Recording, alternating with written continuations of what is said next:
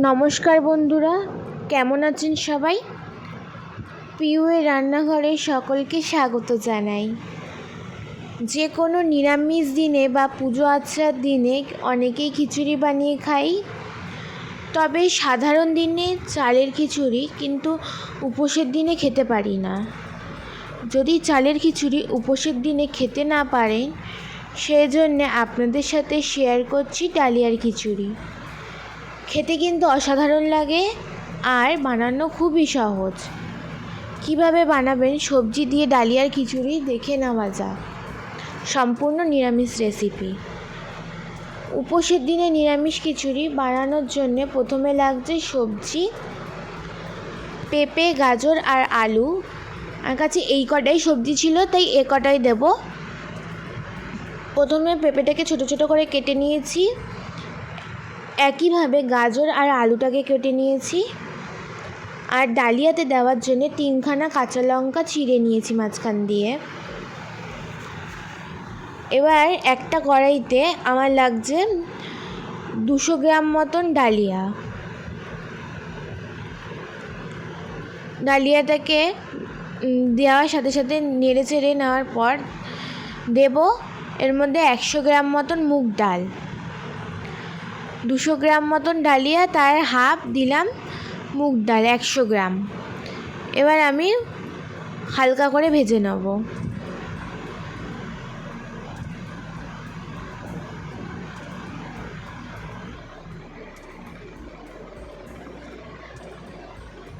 ভাজা হয়ে গেলে ঢেলে নেব।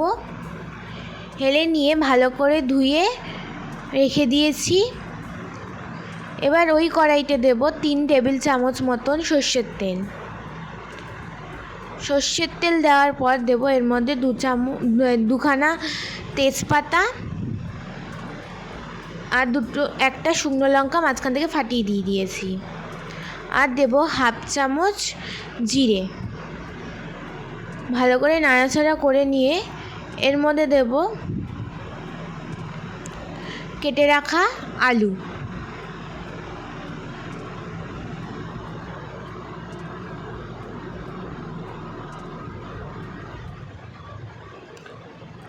কেটে রাখা আলু দেওয়ার পর এর মধ্যে ভালো করে নাড়াচাড়া করে নিয়ে লাল লাল হয়ে এলে এর মধ্যে দেব কেটে রাখা পেঁপে,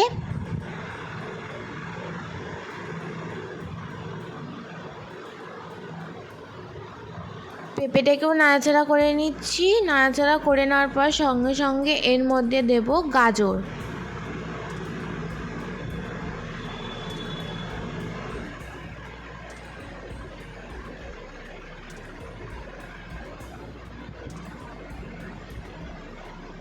গাজর দেওয়া হয়ে গেলে দেব এর মধ্যে 3খানা চেরা কাঁচা লঙ্কা, আর কাঁচা লঙ্কাটা দেওয়ার সাথে সাথে দেব আদা। আগে থেকে ঘষে রেখে দিয়েছিলাম, ওই আদাটা দিয়ে দেবো। এবার ভালো করে নাড়াচাড়া করে নিয়ে এর মধ্যে দেব গুঁড়ো মশলা, স্বাদ মতো লবণ, হাফ চামচ হলুদ গুঁড়ো আর হাফ চামচ মতন জিরের গুঁড়ো দিয়ে ভালো করে নাড়াচাড়া করে নিচ্ছি।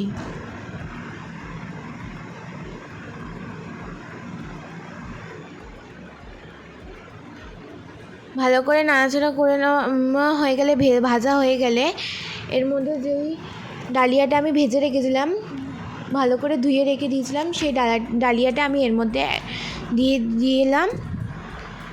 দেওয়া হয়ে গেলে ভালো করে মিশিয়ে নিচ্ছি। মেশানো হয়ে গেলে এর মধ্যে দেব জল। জলটা আমি একটু বেশি পরিমাণেই দিয়েছি। যদি আপনারা মনে করেন যে শুকনো রাখবেন তাহলে অল্প জল দেবেন, আর যদি মনে করেন যে না পাতলা রাখবো তাহলে বেশি করে জল দিতে পারেন।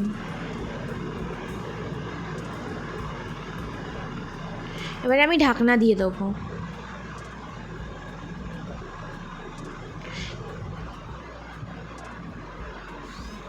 এবার আমি দেখো 3 মিনিট পরে আমি ঢাকনা খুলে দেখছি যে অনেকটাই জল শুকিয়ে গেছে।